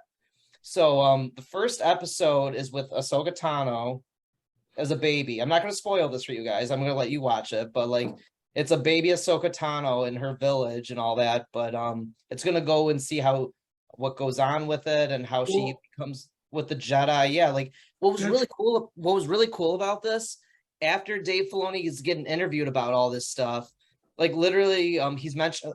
This is what he was talking about. So, like, he was talking about Count Dooku. So we'll talk about that one a little bit as well. He was saying, yeah, Count Dooku is going to be talking about his early years. And for a Jedi lightsaber, tell me if I'm right. It's called a hilt. That's the base of your lightsaber, and it's blue or purple. So he's still got the same hilt, but it shows him as a Jedi Knight on the Jedi Council. Nice. And they announced a guy by the name of Liam Neeson is coming back playing Qui-Gon Jinn, and Liam Neeson's son is going to be doing the voice acting as well. So you're going to they're not all happy. So you're going to have some scary, sad episodes, because Dave Filoni, when he was writing Mandalorian season 3 with Jon Favreau, he was traveling back and forth. He's like, I want to focus on Tales of the Jedi. So it's going to be 6 episodes, could get renewed for a second season, but in the trailer, you see in Qui-Gon Jinn, you're seeing like Ahsoka, like you'll probably see Plo Koon find Ahsoka, bring her to the Jedi Temple. You'll probably see that, but you'll finally get it. I can't see. That's how much I'm geeking out over this. It's so amazing. Like now I want to cry a little bit, because like literally, like I was taking my buddy's lightsaber all weekend, and you guys know, like I said on this podcast, I am not shy. But it's not Star Wars related, but I kept taking my buddy's lightsaber, and I was like, I have the power, like He-Man. So, but it doesn't matter. Everyone's just looking and geeking out with you. And my friend's like, oh my God, just do your thing. I don't give a shit about what this anymore. So, but the Tales of a Jedi, watching that, like it was cool. Dave Filoni got interviewed by this lady, and literally when you're watching the episode, you're seeing Dave Filoni and this girl, they're sitting Indian style looking up on stage. It is so cool watching them. I'm like, I look at my buddy, I'm like, yo, they're watching it with us. So it was really neat watching. Like, I'm not going to spoil that first episode for you, but like, you're going to see a young Qui-Gon Jinn by Count Dooku. Sci-Fi Diaz is in the trailer. You're going to have Yoda come back, Mace Windu, Obi-Wan Kenobi. You might get to see like Qui-Gon Jinn pick Obi-Wan Kenobi. You have Yaddle in the trailer. So like, you have so many different things. Like, I thought this was going to be pre-Republic era, but this is literally still the Republic era. It's like 50 years prior to Phantom Menace, but there, like I said, 6 animated shorts, but like I'm really focused on this Count Dooku side story because you'll probably see him at, like, they'll ask him like, why weren't you at Qui-Gon's funeral? Because he was created specifically for Attack of the Clones. He wasn't created yet. So you'll see that because that's really impressive. But Tales of a Jedi though, like I'm telling you, like that was just like an hour-long panel. I was literally in the audience and I said that I got the power thing. I'm screaming it.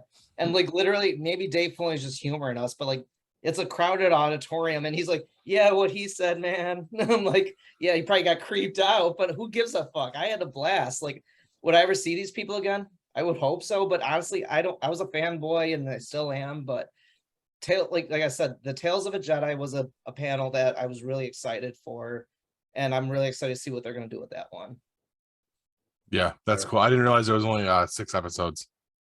Yep, they're like 15-minute episodes, but like we saw the first episode. I'm not going to spoil it for you guys, but watching other stuff definitely ties it in. It does help for sure. Nice. That's But good. like we're all like Geek Pod, like, but like the animation is so crisp. It's just so it's amazing. Like, you think baby Grogu is like the phenomenon? Wait till this baby Ahsoka comes out. Like, people are gonna see that and they're like, oh, this is the new thing. Like, it was really, really well done. Nice. Looking forward to that. I heard about it. So good. But yeah, that's all I got. Back to you, Paul. Back to you, Kev. What else do you want to tell us about? Well, okay. So the other really cool story, and it really ties into, pretty much everything else I've been talking about already, was some of the stuff that I got from people that I wasn't expecting. So some of the people I met. So I'm going to show you these things, and I want you to tell me if you knew these existed. Are those the 501st cards? These are trading cards. Yeah. That the 501st puts together. Mm-hmm. They make them themselves, or they have them made. And it's each one of their cosplays. So one person could have 3 different trading cards, one for each of their cosplays. For example, this Nice. is Giselle. Okay. This is Giselle. Awesome. This is her husband, Teddy. One of my favorite cards. Boba Fett. And these are 2 of the older members, longer term members. I forget this woman's name, but that's a woman. Nice. You have no idea. There's no way to know. She's in costume. You have no idea. And that's her husband. And he's a very tall gentleman. So it looks very, very good. His costume, it is absolutely perfect. So there was all that going on. Now, I wasn't specifically collecting those cards, but what had happened was, in the conversations that I was having with Giselle and Teddy at the Marriott, they have people coming and going because this is, before the actual convention. So everybody's getting in, they're showing up and they're talking and they're hanging out and they're, oh, let's get this arranged, and we're meeting these people, those people, whatever. People start pulling out their trading cards. They're like, oh, here's mine. Like, wow, I didn't even know this existed. This is like blowing my mind. And don't forget, on the back of each one of these is their stats and what group they belong to. So like there's Southern California, Northern California, and all different kinds of groups, and they each have their own names. Mm-hmm. So then I'm like, well, this is cool. Now I don't have the picture to show. I'll make sure Paul gets this, and maybe what he'll do is insert it into the podcast. But I pulled out the one coin that I took with me. I took with me a Boba Fett challenge coin that I had purchased. Guy advertises on Facebook and some other things. He does patches and he also does these coins. Really, really nice, very well designed coin. I am Boba Fett, very nice colors. And I brought it with me just because I thought, well, maybe if there's a situation, somebody throws a challenge coin on a bar, I'll have one and I'll be able to meet the challenge. So I wanted to show it to Teddy. Now, this is when we had several people standing around. So I go, oh, you'd find this interesting. And I just pulled it out and showed it to him. Then Teddy puts his coin on the bar. Giselle puts her coin on the bar. The couple, the Darth Vader and not Crimson Guard, but they're something else. I forget what they're called, but the Imperial Guards. She put hers. So there's 5 coins on the bar. My buddy Rob's looking over my shoulder going, holy fuck, what just happened? So I get pictures of all the coins, flip them all over and get pictures again. So I've got that picture I'll share with Paul. Blew my ever-loving mind. I had no freaking idea. So the idea behind challenge coins goes way back to military. When you were actually issued a coin based on something you did. You passed a special school, you were in a special unit, so you got a challenge coin. If you're at a bar or if you're in a place where they serve alcoholic beverages, or if it's a physical challenge, you pull out your coin and you throw it down and you say, there's my coin, who's got theirs? And if nobody else there has a coin for whatever their school is, whatever their special unit was, they buy the drink or they have to do the physical, exercise or whatever it is, they lose because they don't have the coin. So they're continuing this in the 501 and it's a thing and it's really, really cool. And I had no idea. So there's 2 things that happened, along the lines of everything else that happened, that all of a sudden I feel like I've been taken in and given, a piece of without ever having asked for it or known about it ahead of time. Nice. But wait, there's more. I hope you're going to tell us that you convinced Paul to make Geek Pod trading cards, because I totally want a trading card now. I want a holographic Geek Pod trading. We can make our own trading cards. These companies aren't picky about who they'll. You guys act like this isn't already in the works. Okay then. I want a limited edition Kev mustache card. I want a hologram that when you change it, the mustache thickness gets different. Oh, there you go. Hologram. Big mustache, little mustache. So he's getting Hitler, a mustache erection. There you go. There you go. So Rob and I only stayed through Saturday. We actually flew back on Sunday so we could miss the travel traffic. We wanted to make sure we got back. And we both know we'd be sore. Both of our feet are like, our feet and legs hurt, both of us. And it was tough. I mean, for him, he's got 4 or 5 days to recuperate before, he can grow the skin back on the end of his leg, because of the way it mates with the prosthetic. But he knew that and he was totally into it. He was just like, I'm doing this. I don't care. I'm going and go. And we did. And God bless him. So on Saturday, we're hanging out at the fountain outside the hotel, and people are showing up for group pictures. One of the group pictures was all of the Ahsokas. Now, there's a Facebook group for these lovely ladies and some gentlemen, as I found out, that they got together and they said, let's get together and have a group picture at this time. Great, fantastic. I'm getting great pictures. I've got all these Ahsokas. Wow, great. Oh, great costume. Oh, lightsabers, blah, blah, blah. And they start cheering.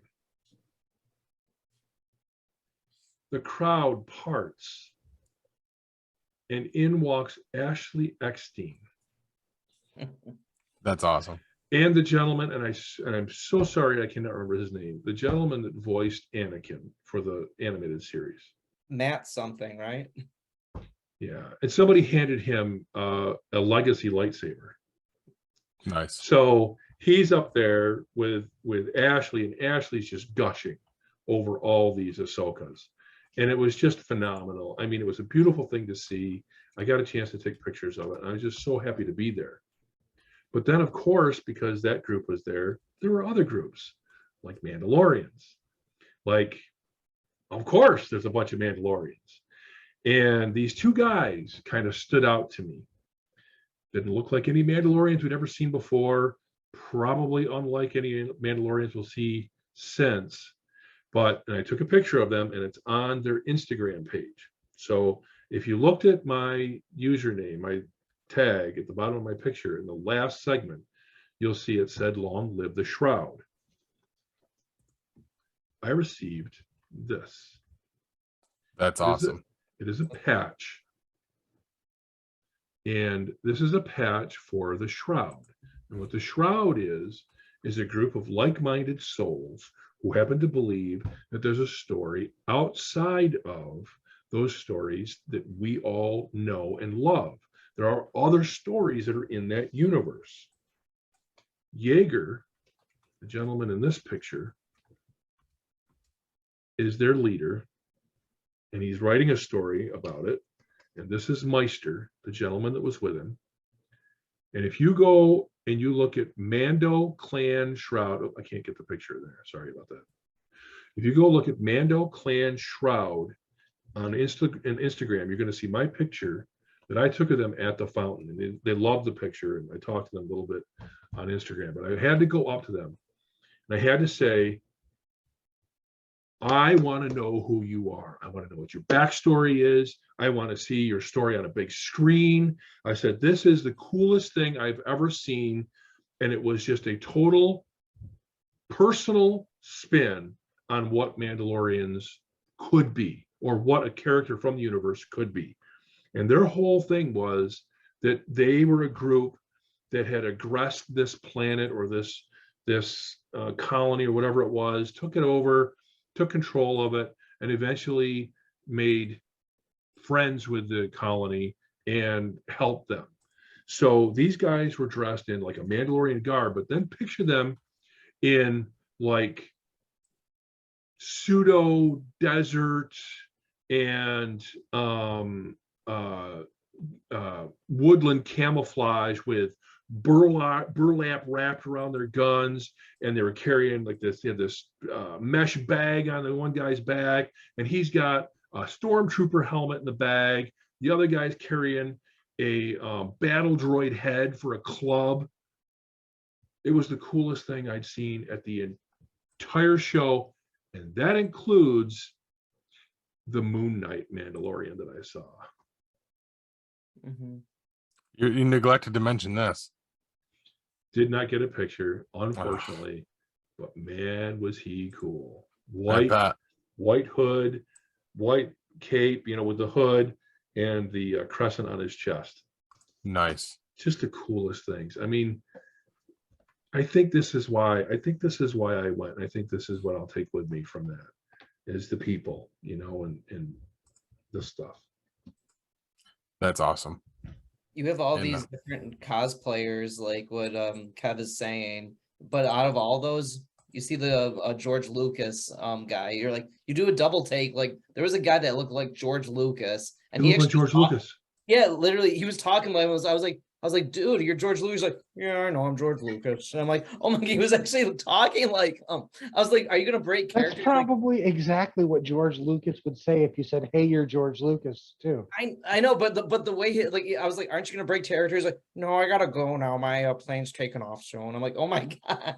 But it was just like so funny though. But like, you, not to embark your Kev, your experience, but you see all those different things. It was interesting for sure. It's great. It's exactly, I mean, we just sat there by the fountain, and we just kept watching them come in, and they'd take pictures, and I'd run over and I'd say, hey, can I get a picture too? And I mean, Inquisitor costumes and nice. Oh, here's one. I wanted to bring this up to you guys and see if any of you knew who Jackson was. No, but I caught that reference, and no, that had me. Jaxxon. Now, as I understand now that you spelled it out, yes. Now I know exactly what you're talking about. This is from either Old Republic or something. It's something way back when. No, it's not that Marvel original Marvel comic books, the original Star Wars Marvel comic books. far. Oh, is that canon? Is it canon now? I don't think so. Hasbro did a 6-inch Yes, they figure. did. So what Yes, you they guys did. got to know, about this is that it's a rabbit head and a armor for uniform. 2 cosplayers. We saw the first one, like, what the hell is that? We had to look it up. Then we're on the floor and we find 2 of those Hasbro 6-inch figures. Yeah, they came out, I think, last summer. How was that? The figure, yeah. It was neat. It was wicked neat. Pink Wookiees too. Oh, there's pink Wookiees, purple Wookiees, and the yellow. It was everywhere, bro. Yeah. Look, Pink Wookiee over. Mandalorians. Full of Wookiees. There was a Mandalorian. Oh, there was one guy there. He had to be 6. I'll send the picture to the group. It was a Mace Windu. Of course, me being stupid, I was like, put your paw up next to my paw. His hand was like this big compared to mine. I was like, holy shit, you're huge. And literally this guy was like 6'8". He's like, thanks. And he's like pointing at me in the pictures like this. He's like, but I was like, let me put your paw on my paw. And like, it was just, yeah, he crushed my hand for sure. And I texted my buddy Yao, that's also black. I was like, bro, you should dress up as cosplay too. He's like, yeah, I'll probably be the only Mace Windu there. I'm like, bro, you're not going to be the only Mace Windu, but it was just so much fun. Nice. Well, I'm glad you guys had a blast. Yeah. So, How about actually also last thing, the droid building, like the people that built their own droids, like they put vape inside them. So like the pretend they were on fire, and like they made BB-8s, R2D2s. Like one guy I was talking to, I was like, oh wow, your R2D2 is amazing. He's like, yeah, it took me about 3 months. It took me too long. I'm like, what the fuck? I was like, dude, it's amazing. So like, yeah, like it was all different droids, like it was like choppers from BB-8s to R2D2s, stuff like that. Nice. Very cool. Yeah, we actually have a friend of the show who's a droid builder. Yeah. Okay. Yeah, James. I don't know. Yeah. And plus we also know members of the 501st, local 501st. We made a lot of inroads with all of them when we decided to throw Madison a ridiculously huge Star Wars birthday party. So, Madison a party or a Paul birthday party? no, that was legit Madison's. I had to be talked into dressing as a Jedi for it. So That's fair. I remember that. yes. Cool. Yeah. Otherwise, I think the midstream report looks pretty shallow here. All I've got written down is Obi-Wan Kenobi. All I have to ask is, did Hayden Christensen really need to be involved? I haven't seen the 3rd episode yet. Yeah, you're right, Hugh. I mean, really? I mean, I understand if he's excited for it and they want to pay 2 actors, but they could have had the janitor play Darth Vader if you're going to have James Earl Jones do the voice. Maybe there'll be more later on. I mean, Jack, you know Vader's going to show up. I don't know. I'm not going to tell you anything else. well, yeah. I mean, you don't have to know anything. I mean, we know from the show that, or from Celebration that Hayden Christensen comes back. Yeah, Yes, I'm just like, so far, I'm like, was it really necessary? Right. Hugh McGregor said though he wouldn't do it without like Hayden Christensen too. So he's the executive producer on the show. He wanted him back. Oh. He really wanted him back for this show for sure. And Hayden Christensen was retired. Like the reason this is only a rumor. The reason he didn't do autographs and pictures too. Like he is so shy. He really is afraid. Like he is the biggest introvert probably on the Star Wars set. He really does his interviews and then he literally goes his own way. He showed up to Ian McDermott's pictures and he hugged him and then left. Like I really was shocked though he didn't like do some photo ops, because I think he did photo ops in Celebration a couple years ago. Yeah. But to answer your question though, Hugh, like I agree you didn't need to have him, but Ewan McGregor, Okay. producer, Maybe Ewan McGregor hates him and just wanted him to have to hang out in the costume. he's got. Or the you're just throwing him a bone, getting him a paycheck. Oh, maybe, So. maybe. Yeah. I'm sorry we ruined you. Here, I'll hook you up. You can't ruin his reputation. The girls fucking love him. I think I saw Jack jumping up and down when he walked through the aisle. Oh, sure. absolutely. Like Ashley Eckstein was saying, like what the 20th anniversary of Attack of the Clones, she was like the one that was hosting the panel. She literally looked at Hayden Christensen like, I get to finally meet you, Sky Guy. Good to meet you. Sky Guy, yep. Yeah. I mean, it's good, you know, without going into details. I'm even liking the show, and I don't know. I mean, I know Corbs and I are probably the least Star Warsy people here. I mean, I like Star Wars, but yeah, it's really good. It's really good. Yeah.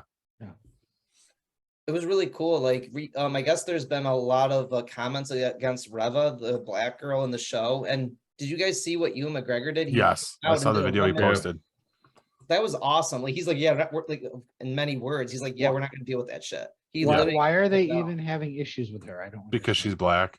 Seriously. But what does that have to do with the? And I'm not saying from a rational point of view. Usually they have some twisted reason.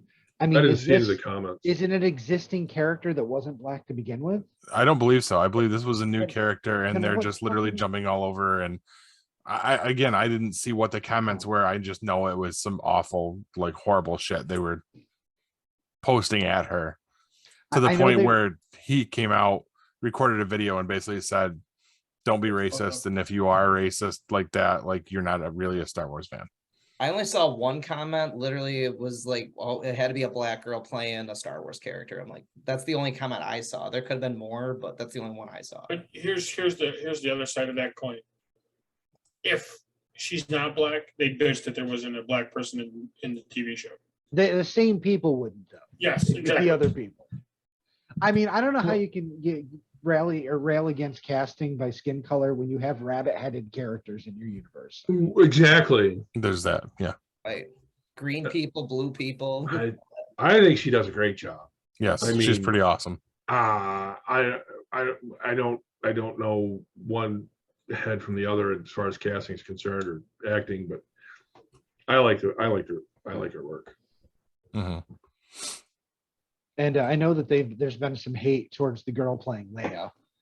Really? People, what? There has people saying that she's a little asshole, and people who don't understand, they're saying, "Oh no, this isn't right for her to meet up with Kenobi." And I'm like, you know what? This actually connected that whole sequence, because when she reaches out to him, she clearly, you worked for my father during the wars, and she calls him Ben or Obi-Wan, and she clearly. There's a relationship there of some sort. Yeah. A familiarity. Yeah. And this kind of fills that blank. Yeah, it ties that blank in. She's met him before, and she's worked with her father before. Yes. So and also knows him both as Obi-Wan and Ben. Yeah. Because when Luke says that, yeah. This is the problem with people that were introduced to the movies in the wrong order. Mm-hmm. Right. Agreed. She's great. She's like a little fire plug. I think she's amazing. But like literally fire plug? Spark plug. Fire plug. My grandma used to say those terms like, oh, you're a little fire plug. But like seeing that, like I literally, when we're watching the premiere, like I look at the guy next to me, he's dressed as Bail Organa. I was like, Alderaan? I was like, oh my God.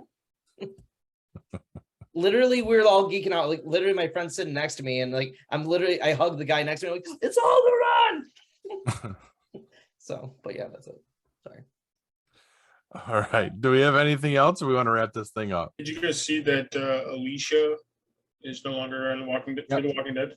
No, I'm a week behind on that one. I haven't finished the newest one, but you figure that's much. Yeah. No, yeah. You're gonna be so pissed when you see the finale. So angry at those stupid little fucking mealy-faced motherfuckers, Chambliss and whatever his other name is, that writes this show. You're just gonna want to fucking punch them in their stupid faces. I feel Hugh's channeling. Go out and get some sun. I'm so done with that. I feel like Hugh is channeling his inner Sam Kenneson over there. And he's like, oh, fucking. So you haven't wanted to punch him in the face all season? All season I wanted to punch my TV. But the decision they made in these last two episodes is, I mean, they think they talk about it and they think that they're writing fucking Shakespeare. And I'm like, I can't even politically correctly use the words I want to use to describe how I feel about them in this day and age. It's like they're living in a dream world and do not realize what they have done.